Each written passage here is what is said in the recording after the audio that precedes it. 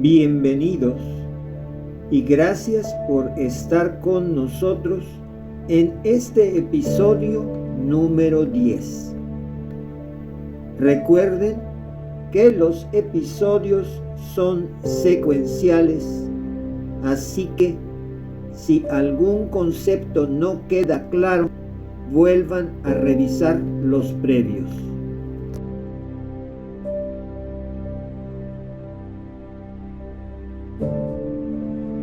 No podemos continuar nuestro paseo pisando las huellas del felino si no consideramos un asunto que, a menudo, viene presentado como solucionado y aclarado, empero no lo es por completo. Los fechamientos. Los docentes de historia maltratan a los estudiantes con cientos de fechas, sin comentar la realidad de los hechos. Muchos de los datos que transmiten son altamente tentativos. Las únicas fechas que podemos considerar correctas son las que abarcan la época entre 1582 después de Cristo hasta nuestros días, limitándolas al área cristiano-católica de Europa y sus colonias.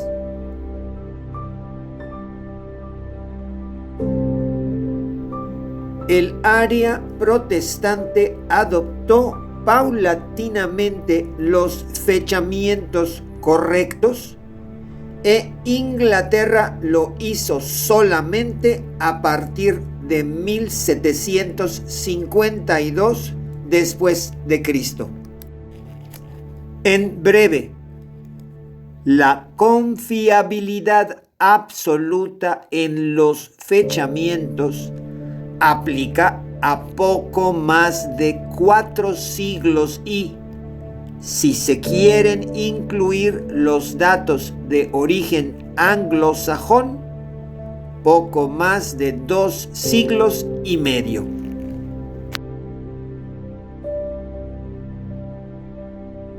¿Cómo es posible?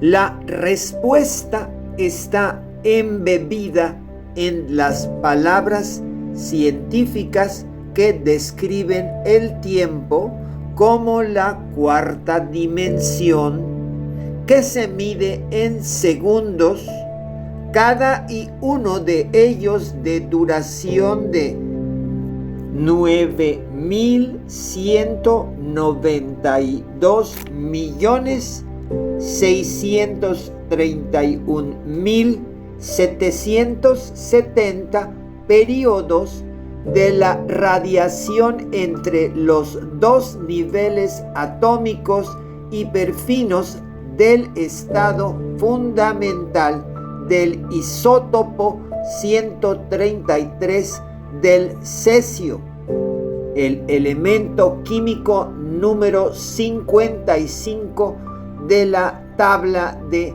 Mendeleev.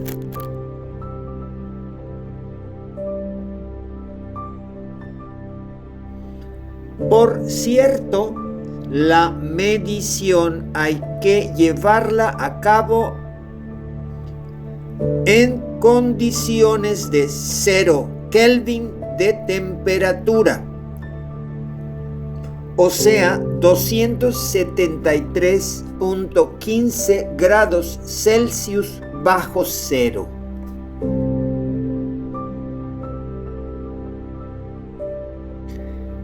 Demasiado complejo medir el tiempo, pero no lo define.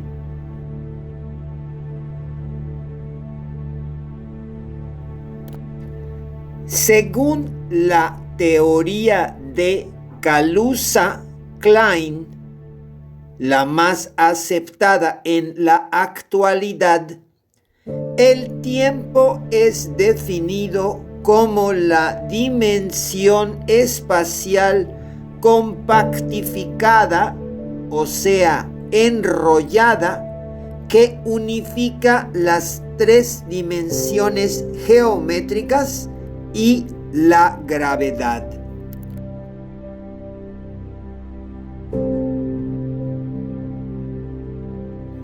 Muchas palabras, ninguna de ellas comprensible en la realidad. Seamos gatos, no ratones. Hay que conducir el juego.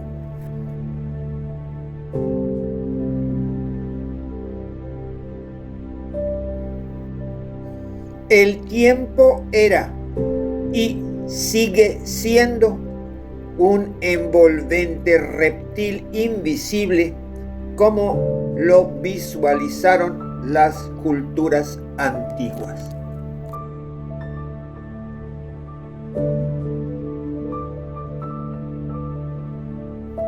En términos concretos, la medición del tiempo se daba con la observación del cosmos, al igual que hoy, y se expresaba a través de diferentes sistemas cíclicos.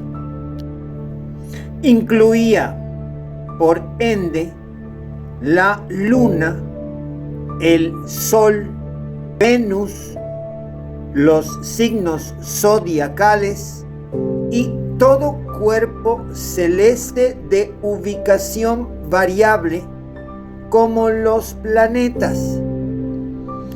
En Europa, el calendario griego y más tarde romano eran más bien de tipo lunar, antes de devenir lunisolares y, finalmente, puramente solares con el cristianismo.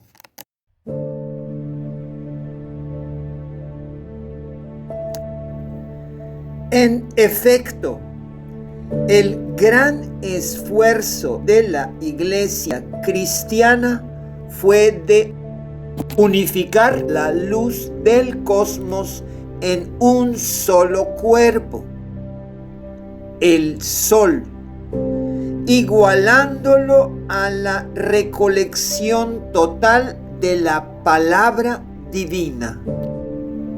Es suficiente saber que en Grecia el año aparentemente estaba subdividido en 12 lunaciones, totalizando 354 días, a las cuales se añadía un 13º período intercalado para alcanzar el año completo.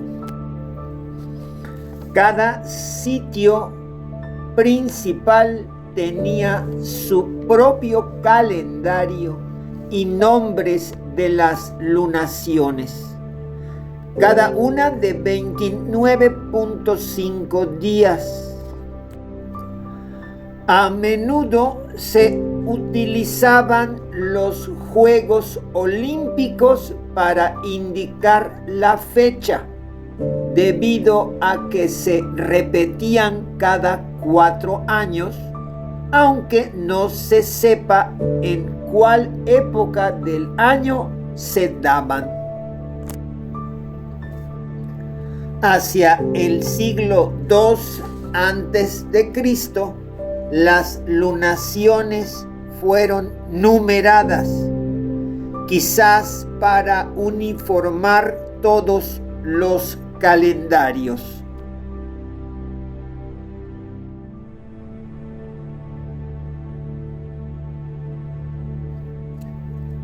Gracias a las computadoras modernas, se pudo establecer una fecha tentativamente correcta para el eclipse lunar mencionado por el poeta griego Arquíloco, que aconteció el 6 de abril de 648 a.C.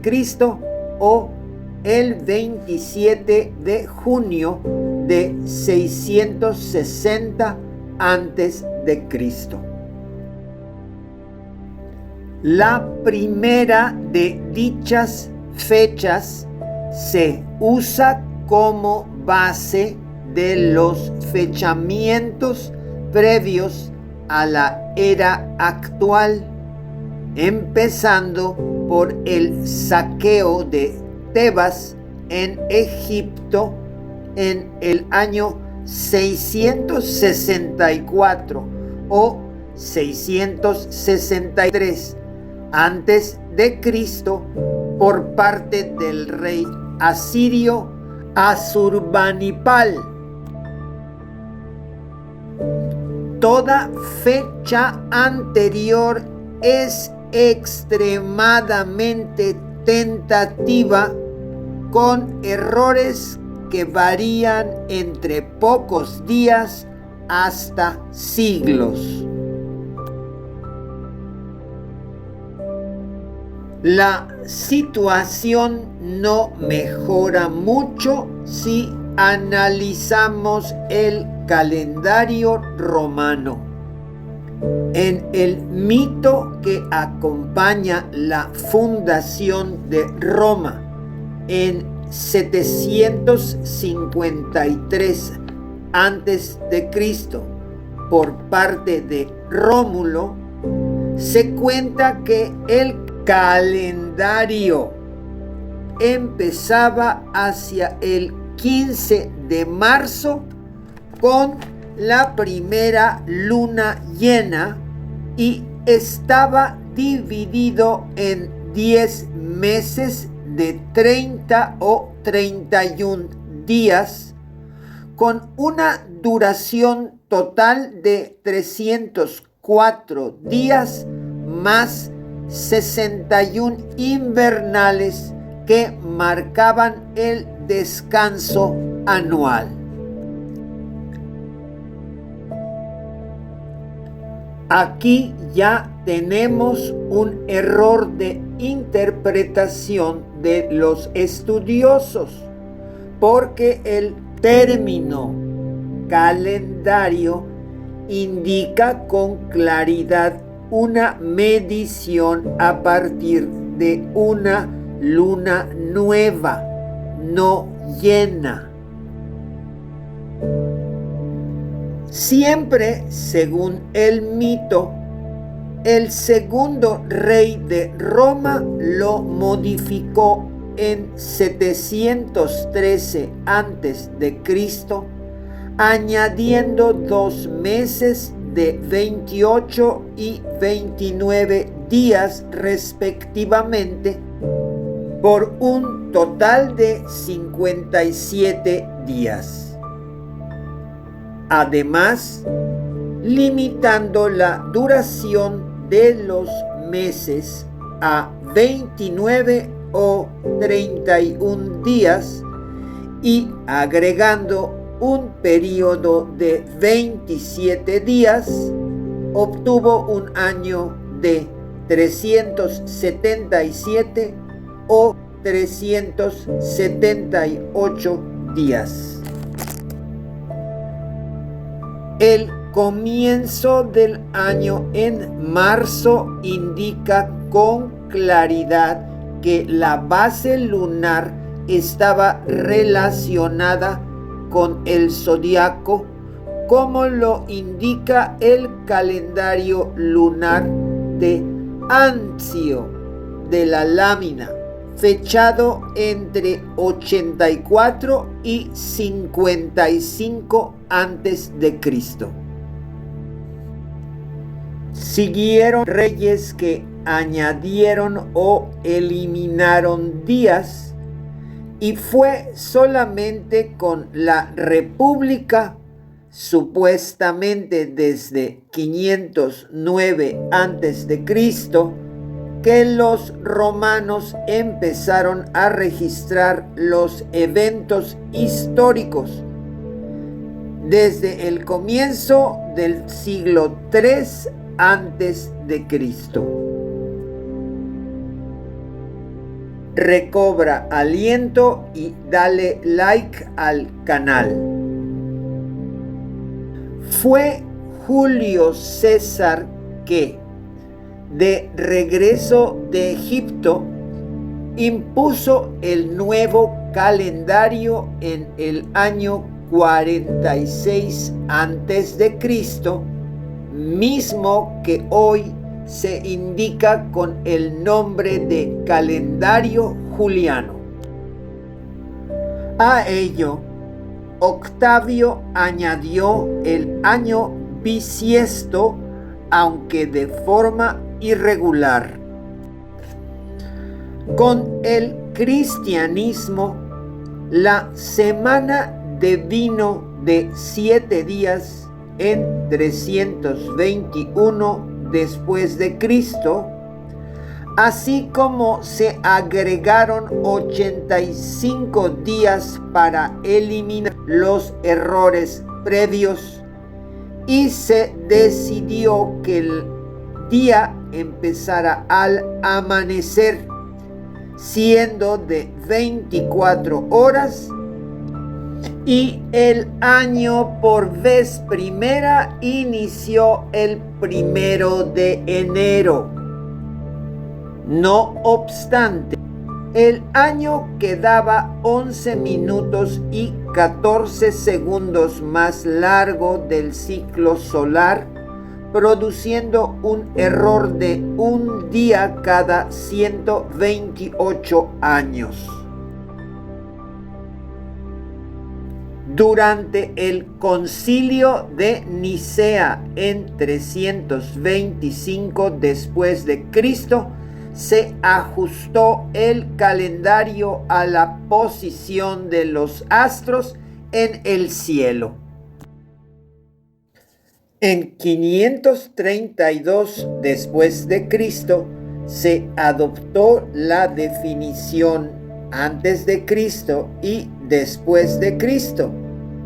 En realidad, Anno Domini, aceptando los cálculos de Dionisio el Exiguo, un monje del extremo este de Europa, que se equivocó de 4 a 7 años en su análisis.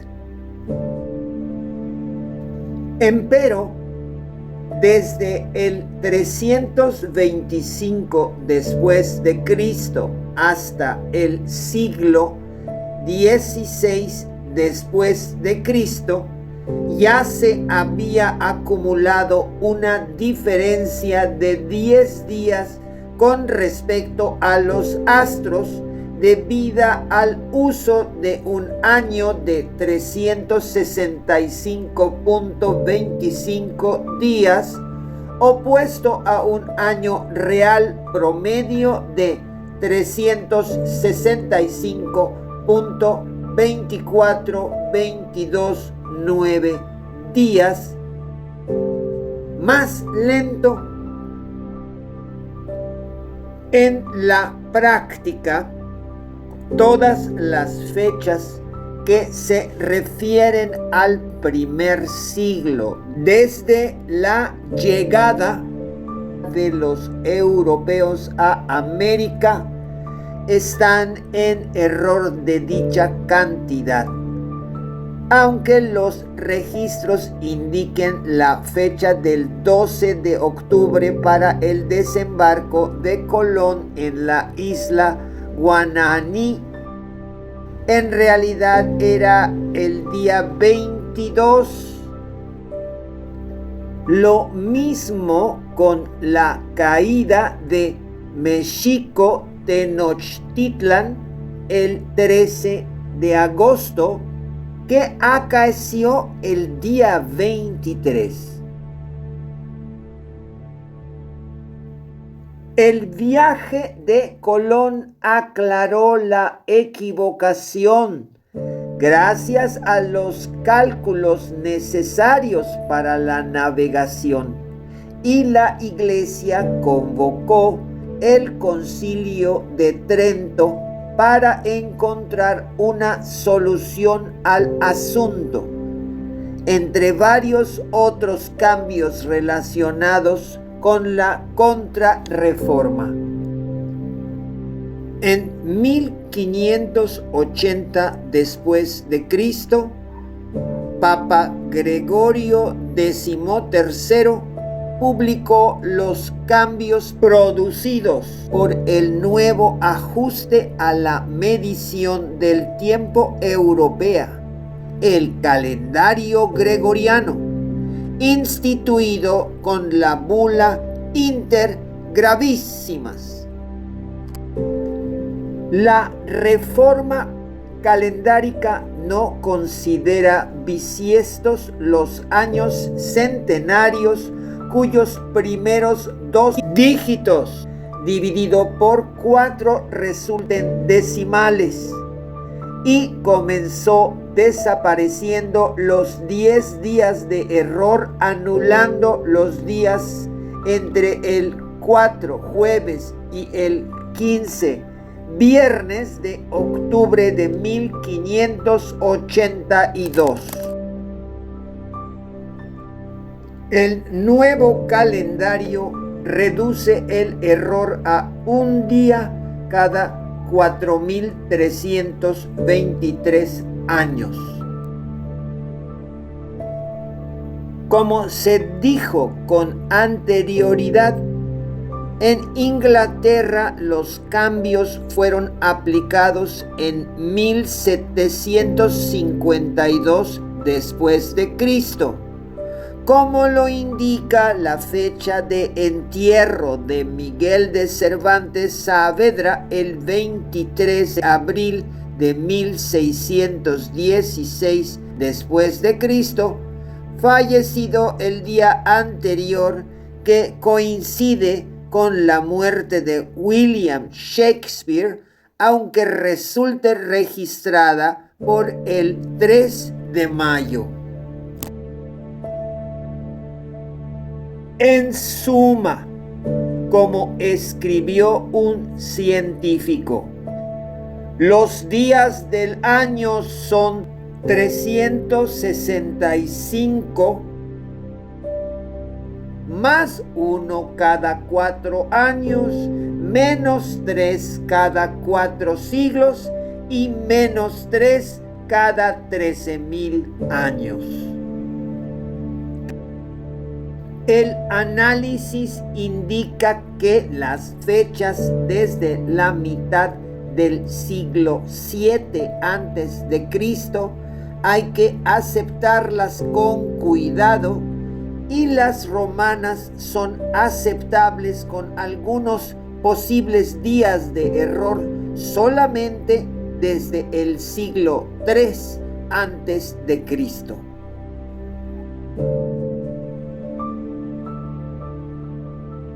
Surge una pregunta de tamaño desmedido. ¿Qué hacer con fechas más antiguas?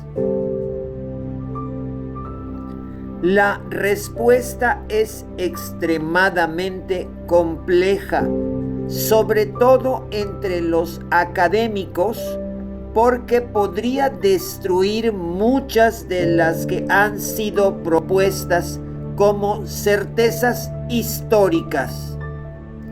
El egiptólogo británico David Rohl lleva más de 25 años proponiendo de actualizar las fechas, usando evidencias contundentes, empero sus aportaciones resultan refutadas por la mayoría de los estudiosos institucionales. La propuesta de Rohl finalmente permite eliminar el cuestionado período de la Edad Oscura griega entre 1100 y 750 a.C., realineando muchos eventos históricos con documentos y leyendas o verdades antiguas. Todos los fechamientos de Egipto, Oriente Medio, Turquía y cualquier relato griego que sean previos al siglo VII a.C. resultarían menos antiguos de alrededor de 350 años. Por ende, las pirámides de Giza fecharían hacia 2200 a.C. La guerra de Troya se hubiera llevado a cabo durante el reinado del faraón conocido como Ramsés II entre 943 y 877 a.C. y la fundación de Roma sería menos mítica y más histórica.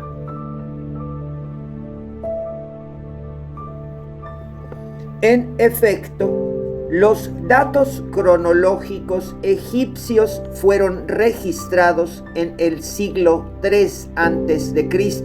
por el sacerdote Manetón, ya en tiempos de ocupación griega, y traducidos en el siglo I después de Cristo por Josefo y finalmente en el siglo X después de Cristo por monjes cristianos, elaborando los datos de Josefo que quedaban disponibles.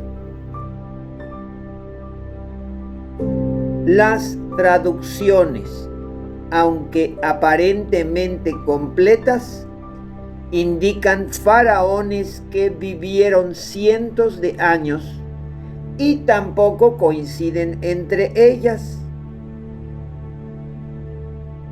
Para decirlo con chile y limón, como lo hizo el egiptólogo Bock ya en 1845, nunca ha surgido un problema más complejo del de Manetón.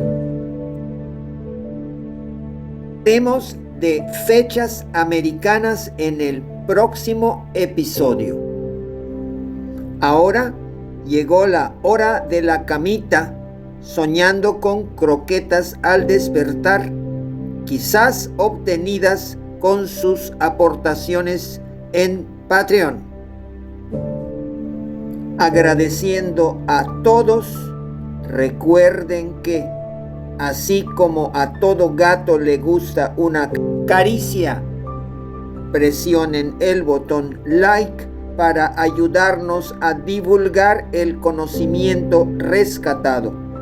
Suscríbanse al canal y compartan el episodio. A la próxima.